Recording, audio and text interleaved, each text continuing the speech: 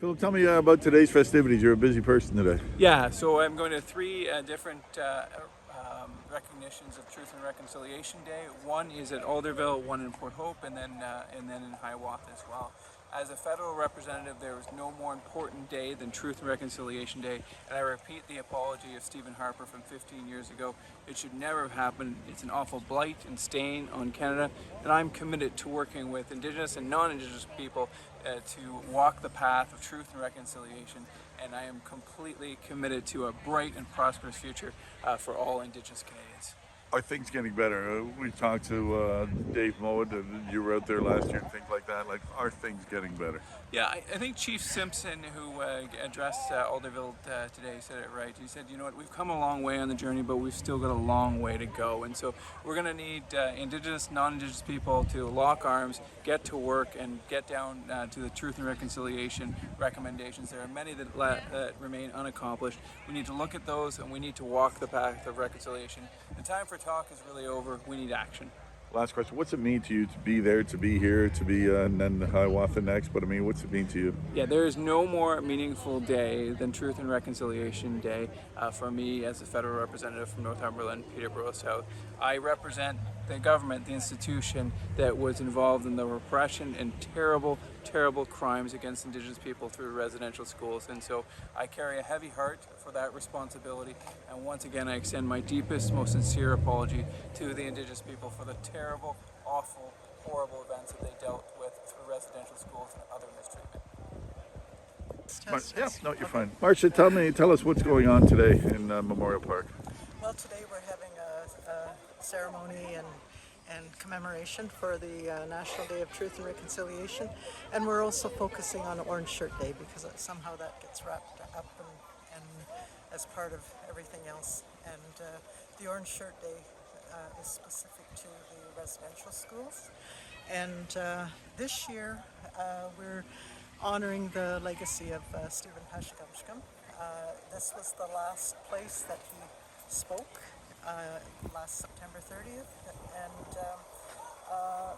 he's now in the spirit world, and this is where he finished his work, and this is where we pick up and carry on his work into the future. What's today mean to you? Today is quite the emotional day because I lived my life around people who went to residential school. Both of my parents went to the day schools. My children are intergenerational survivors and affected by the residential school system. So it's really a time to reflect on how everyone's lives have been affected throughout their own lifetimes. Are people understanding more now? It seems like it, but I mean, you know firsthand, like, is the respect becoming there? Is the truth, is the reconciliation becoming a matter of more than just words? I believe that we've gone a long way from years ago when Orange Shirt Day first started in 2013. We've come a long way from 1990 when Phil Fontaine first disclosed that there were abuses in residential school. And since the apology in the Roman Catholic Church, there's been a lot more recognition there.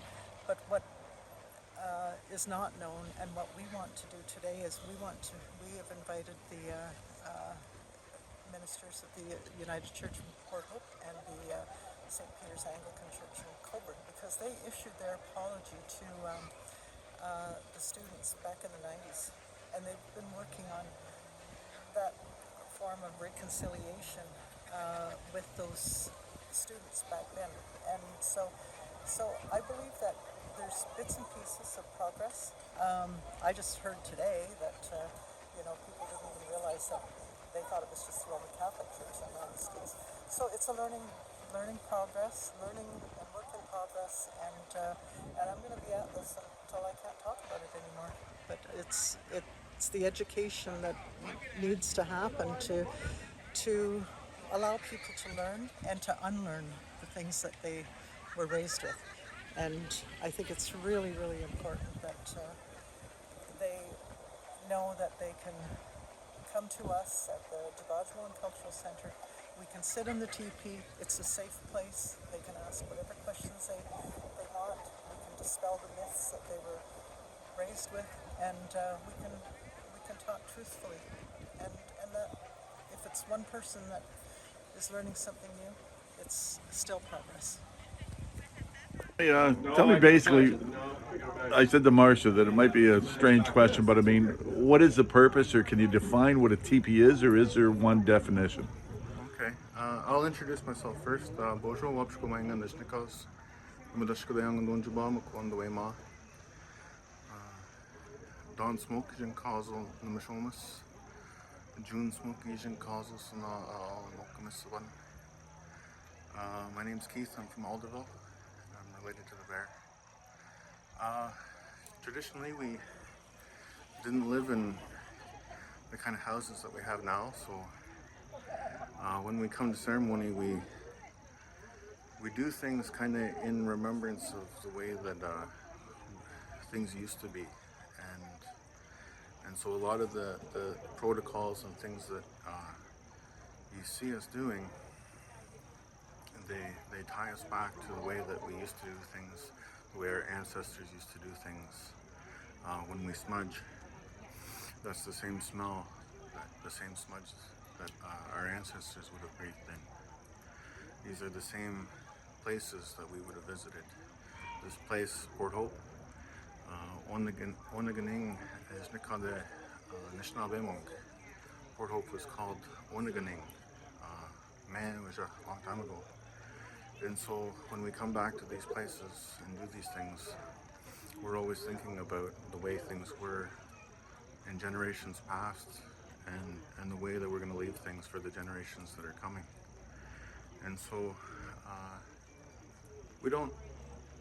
when we come, nowadays we have canvas coverings for a lodge like this, and we say teepees and we think of, out west, those plains people out there.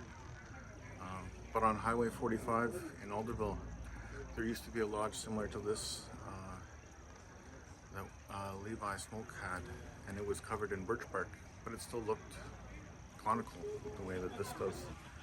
And so wherever you go in Anishinaabe people, Ongwehome people, they have a special relationship and connection with the land, the place that they're at.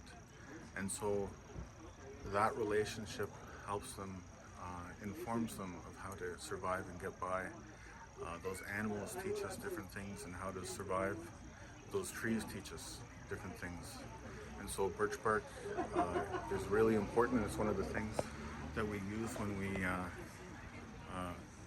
skagawin, when we're starting a fire. And you won't see any pictures of the fire today or people's bundles and that kind of thing, because we honor them and they're sacred, and we don't want to take them out of context of the full ceremony that's happening, right? So there's different reasons why we do different